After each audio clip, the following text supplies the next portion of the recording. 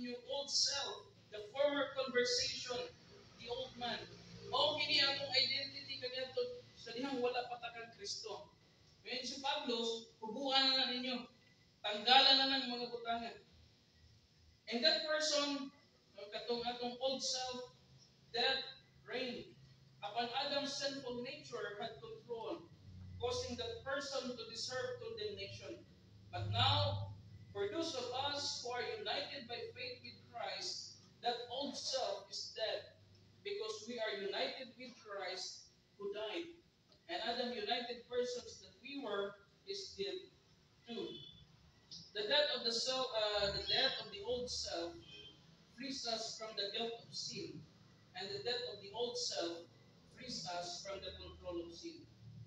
Adunay usa ka famous nga quotation nga akong nabasa, o ingon siya diri anay ko. A Christian is a person who has died to sin. And so Paul is telling us that continuing in sin, living in sin, is a contradiction of who we are. It is a contradiction of God's grace. It's a contradiction of the purposes of God's grace. Mao nang kungtang na luwas ta, kunya dili makita sa atong kinabuhi ang pagkaluwas. Susihang imong kaugalingon basit bayan niya wa ka maluwas. Ano nila kung ginaingon sa mga Kristohanon dito sa Manila, ingon ko nila, wala pa akong nakita ang isang tunay na Kristiyano na nag-i-enjoy sa kasalanan. Wala pa akong nakita ang isang tunay na mananampalataya na nakikipaglambingan sa kasalanan. Ang isang tunay na mananampalataya ay nakikipagbuno, nakikipaglaban, nakikipagpatayan sa kasalanan. At higit sa lahat, hindi namumuhay sa kasalanan. Kanunay na akong ginapahinumdum sa mga Kristohanon dito sa Amua nga ang tinuod ng Kristohanon wala kayong malipay sa sala. Dili magkinabuhi niya lang mga butangan. Nang dumanato kanunay mga igsuon nga ang atong lawas templo sa Dios.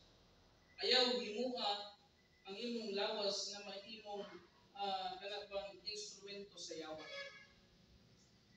The problem is many Christians want forgiveness, but they don't want holiness. They are perfectly happy being forgiven, but not holy. They are not perfectly happy being accepted, but not righteous. Forgiven, but not sanctified. Muna'y problema sa daghang mga Kristohanon na para sa ila enough na nga luwas sila. Bahala na ng uban diya. Importante luwas mi. Di man na may gingos Biblia. Ang gingon sa Biblia, humang ka maluwas, kumitaw na nga humang ka maluwas, huwag kadayon patya sa Ginoo. Yatagan magkahigayunan na makapangalagan sa iya. Yatagan magkahigayunan nga makagain pa ka og reward dito sa langit. Muna nga dito sa mga daghan nga mga Kristohanon, ambot Kristohanon bigit tinuod. Daghan nga nagdadala sa ngalang Kristohanon pero dito gid nimo makita sa kinabuhi ng pagka-Kristohanon. Daghan mga simbahan dito nga nagdala sa pangalang Bible Baptist pero Baptist na lang ang kanabang wala na gid ang Bible sa ilang kinabuhi. May mga Bible Baptist dito nga dili na Bible ang dala sa pastor sa pulpito.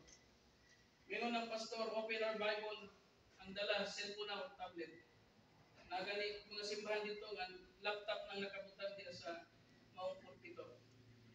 Subok pa malandungon ba nga daghan ng mga Kristohanon nagkawala na ang ining pagkinabuhi nga dunay pagkabalaan.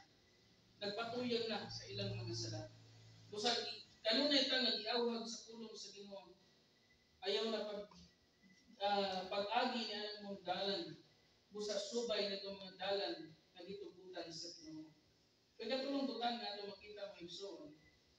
Padayon sa paglakaw, hangtod na kuhang tas Ginoo. Samtang wa pa mibalik ang atong Ginoo, padayon ta sa dalan na gitubutan sa Ginoo. Bisan man ang uban nga nag-ingon sila nga Kristohanon sila pag wala magkinabuhi sa ilang pagka-Kristohanon, magpabilin ta sa kung sa gigos Biblia.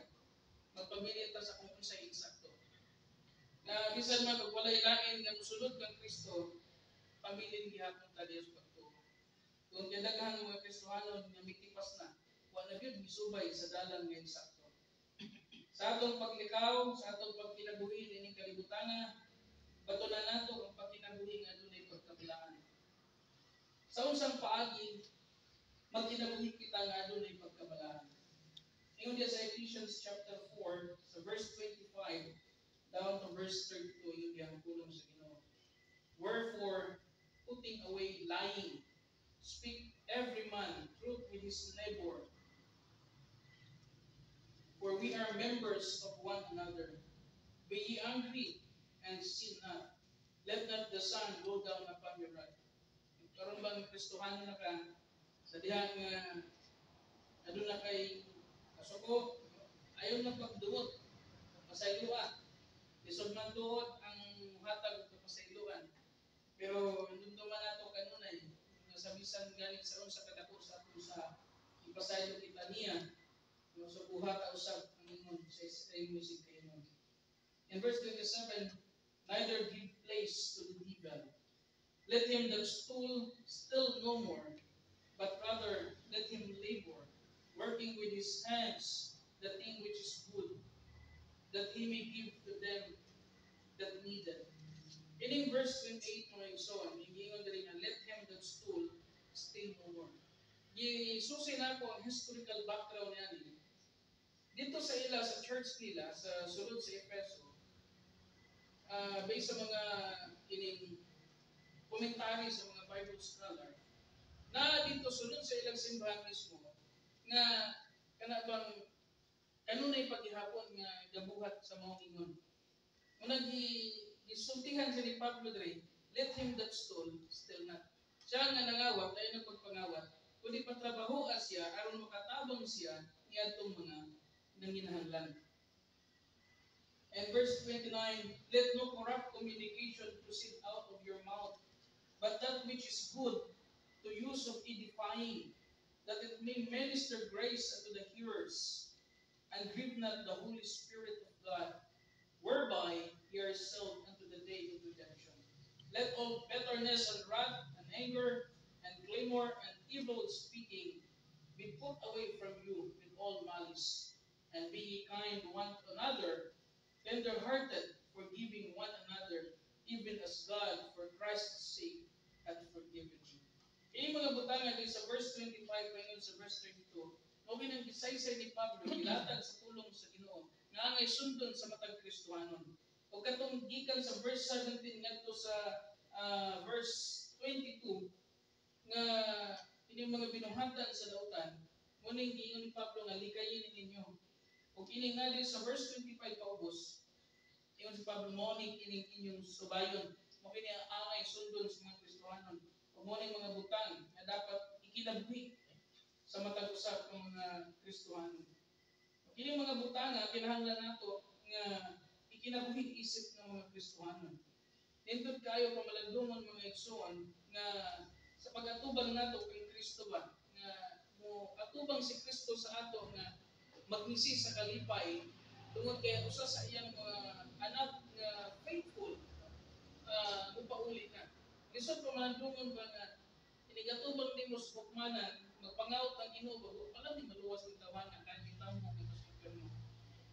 Nindot kayo nga kana bang matubang ta kang Kristo ba nga dili ta makuwaw sa ilang tubangan nga ihatagan pa paghigayon ni kalibutana umanta maluwas mo dahil kakatya nga kana bang gigamit nato ang atong kinabuhi sa insakto sa kahimayangan sa Ginoo na gikinabuhi nato kining mga nabilin nga kahigayunan, nabilin nga mga panahon sa atong kinabuhi sa pagsubay sa kung sa insakto.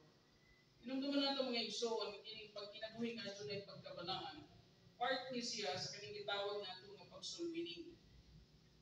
Sa atong naibawan nagsulwining more on verbal nga tinud ba na mo man ay pamaagi nga ang tao masaysayan siya sa mensahe sa kaluwasan. Pero usa sa part na siya sa kining itong pagkinabuhi, part na siya nga kining tao madala nimo diha kang Kristo. Baga kining gitawag nato ba nga witnessing. Ma-witness sa tao ang atong kinabuhi ug makita nila katong atong gisulti nga atong kinabuhi. Kaya lisod kayo mga igsoon nga nagwali ta sa maayong balita, nagwali ta sa kaluwasan ni Kristo. Pero ang atong kinabuhi wala makita ang kaluwasan. Wala nga kana bang part ni siya witnessing nga bisan nga dili ka musulti sa ila, pero ang imong kinabuhi mo ay nagsulti sa ila sa kaluwasan kung giunsa ka pagbag mo sa Ginoo. Kaya bang makita nila nga kaniadto kining tawhana mao ni siya karon mo na sa may naa aning tawhana ni. So mahimo siya nga dalan kana bang way nga mai-share nato ang gospel. Kaniadto no sa bago pa kong naluwas. Mao man sad niya akong struggle nga kana bang murag sa dili luwas sila.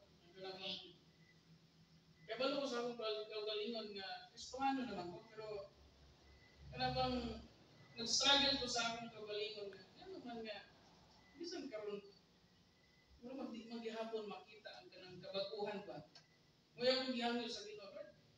Tabang nga akong kaugalingon nga kada bang may pakita na ako sa tao nga tinuod gyud ko nimo anak. Kay lisod kaayo ba kanang nakinabuhi ta sige tagwali. Kanya ingnon ta sa tao sige ra magbasa sa Biblia o manimo i-apply. Kuna nga kanunay na ko ba nga padunggan ang ginaingon sa mga tao sa ako. Tabang yung tao Ginoo nga overcome na ko ba kana bang dili mayon nga human ta maluwas. Pero man hindi pasaylo ko sa Ginoo pero kana bang atong pagbago ba hinay-hinay man. Tabangin ko nga kana bang malusutan na ako ning mga butangan. O salamat sa Ginoo nga pag-abot na sa Manila. Nakataplag ko sa simbahan nga wala ta malayo pa sa Ginoo. Kay tinuod man nga dunay daghan ng mga Kristiyano nga pag-abot na sa laing lugar. Napariwara na ang kinabuhi. Salamat sa Ginoo nga bisan nawa mo ko training ining mga simbahan nga nagtutlo sa insakto. Pag-abot na ako dito na pagihapon nagmatuto ba. Manang sa hinay-hinay sa Kristo sa Ginoo. Na-apply no kining pagkabalaan, nakita ang kinabuhi nga adunay pagkabalaan. Ito diha pag-uli nako. Daghan sa among mga silingan wa na kaila. Sa na may imong trabaho karon? Una ako sa simbahan, nagpuyo, nagkuan ko. Eskwela Bible School mo ni muna. Sa kay maayo nimong kinabuhi karon kinahanglan ka sa Ginoo.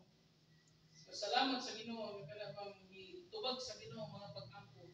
Kay sa una lahi man tong ilang kinasulti sa ako. Sige kang ipig-ipig og Biblia nga. Wa man nimong gikinabuhi. Pero karon salamat sa Ginoo nga bang nindot kay kung maladungan nga kada may istorya nimong tao. Maayo kay nakita na gyud nakabaguhan sa kinabuhi. Lahi na gyud ka karon. Kaya nga nindot kay nga kada bang testimony nga kana bitaw si Kristo na ang nakita sa atong kinabuhi. Una nga kini mga butangan sa taga kuning gihimo mawali tanan ba nga mga butang nga ginahimo sa una sa bago pang naluwas. Tanan nag-flashback sa ako ani mga butangan. O inauduntan nga matag usa ka nato ini mga butangan makatuna nato o ma-apply na mo sa atong kinabuhi. Okay, importante kay mga igsoon nga sa atong pagkinabuhi kining kalibutan si Kristo ang nakita sa atong kinabuhi. Kining mga butanga inoptan na dili mahimong kawang di ma-apply nato kini sa atong kinabuhi. Ngamo ta Ginoong Dios sa mga namo nga langiton, salamat Ginoo nining kagabion. Salamat Ginoo sa Bisaya sa pulong nga madunggan. Dapat ta Ginoo kini di mahimong kawang mutuhog sa among hunahunag kasing-kasing. Tabangin sa kami Ginoo kanang balang espiritu nga ma-apply nato kini sa among kinabuhi. Sa liwaw sa kami Ginoo sa mga sala nga nagwat sa mga tubangan sa buhat sa pulong sa hunahuna. Bisan mo man Ginoo sa among pagpadayon sa among serbisyo ikaw magauban kanamo, lagi pala Ginoo kadaugan, dili kami pili sa yawa Ginoo, ayo tugod yang yawa nga maguba ang among pagsimba diha kanimo. Kini kanang Ginoo among gihangyo kay kanimo salamatan ug gilauman nga madawatan sa pangalan ni Jesus nga among Ginoo ug